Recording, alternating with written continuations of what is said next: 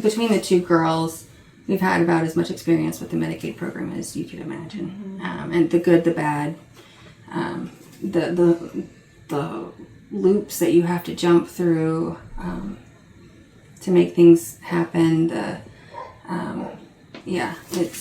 It's worth it, because without it, we wouldn't be able to afford anything. no, just Sarah's care alone is about $10,000 a month if we were to pay out of pocket. And that doesn't count hospital stays or anything like that. And then Abigail's infusions, she has the 2 infusions that she has, they would be about $2,000 each. So in 1 month, we would have spent $4,000. In 6 weeks, we would have spent $8,000. Yeah. And it's insane.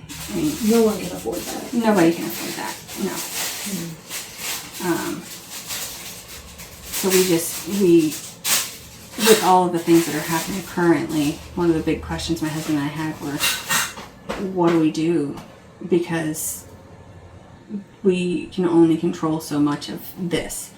And so we actually sat down, the two of us, and we figured out how to buy Sarah's formula, out of pocket, because you can't buy it from the company out of pocket. It has to go through insurance. So we were able to find a third-party seller that'll allow you to do that. And so the formula would run us over $1,000 a month. The pumps, she has 2 pumps because she runs Pedialyte and formula when she's sleeping. And the pumps alone, without the chargers, are $600. The chargers are $350 a piece. And it just goes up from there. It doesn't get any less insane. So we're really worried about what's going to be happening. And without Medicaid, we would go bankrupt. An emergency room visit copay for my husband's primary insurance is $500. I took her to the emergency room twice in 2 weeks. That's $1,000 right there. No one can afford that. And and that's just the copay. That doesn't count the medications that were used or the nursing services. Or the fluids. Or the use of the room. I mean, everything is nickel and dimed, or at this point, Benjamin, because it's so expensive.